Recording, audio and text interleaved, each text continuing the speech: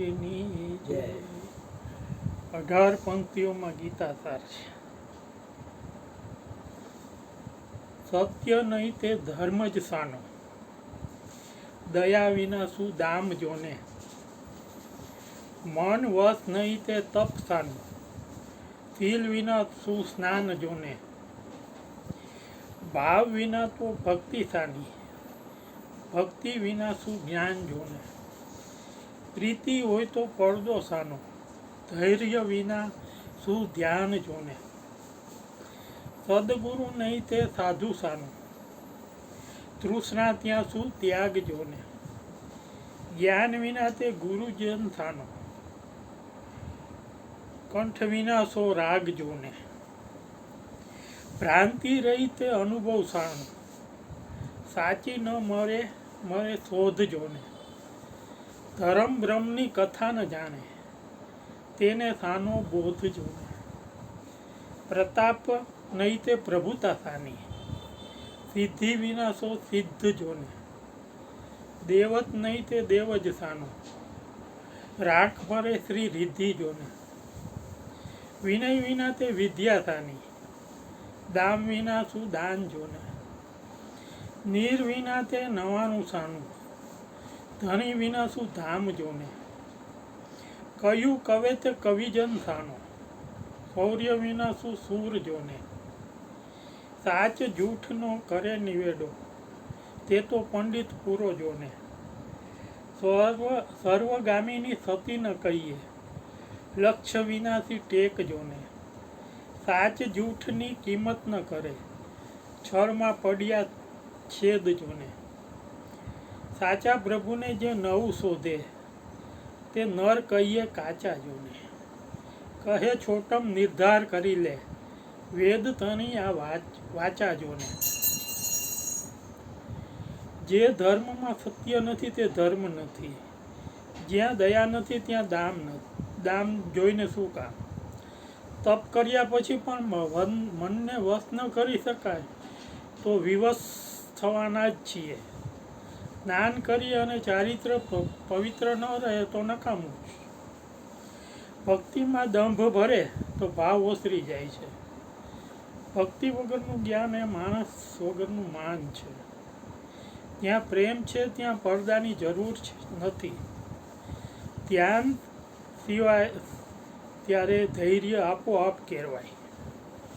જે સાધુમાં સદગુણો ન હોય તે સાધુના વેશમાં ડાઘું છે. તરસ લાગી હોય એ વખતે ત્યાગનો મહિમા સમજાવે, એનાથી ચેતીને ચાલવું. ગુરુજન જ્ઞાનનો પારસમણી છે. રાગનું અસ્તિત્વ સારા કંઠના વ્યક્તિત્વ સાથે સમન્વિત થયેલું છે. અનુભવ પછી ભ્રાંતિ રહી જાય તો ક્રાંતિ ક્યાંથી થાય. આપણી સોચ સાચી હોવી જોઈએ, મનથી મંજાયેલી હોવી જોઈએ. કથાની ખબર ન હોય એને બોધ શું કામનો.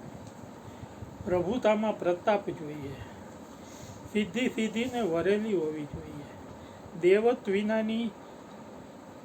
વિનાના દેવ જોયા છે. રિદ્ધિ રાખ પાસે ટકતી નથી. વિદ્યા વિનયથી શોભે છે, એની આપણે સમજણા થયા ત્યારથી ખબર છે.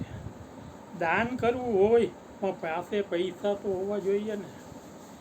નીર વિના નવાણ કેવી રીતે કરી શકાય. ધણી વગર ગામ હોઈ શકે, કહેલું જ બોલવાનું હોય તે કવિ નથી, બીજો કોઈ પણ હોઈ શકે. શૂરવીર પાસે શૌર્ય શોભે છે. જેને સાચ જૂઠનો નિવેડો કરતા આવડે તે સાચો પંડિત છે. સતીનું સતીત્વ એના સત્યથી ટકતું હોય છે. એકલી ટેક લઈએ તો લક્ષ્યને લકવો થઈ જાય છે. જેને સાચ જૂઠની કિંમત નથી એ ક્યારેય છળ કરીને છેતરી શકે છે, છેદ પાડી શકે છે. જેને પ્રભુની શોધમાં રમમાં રહેતા આવડતું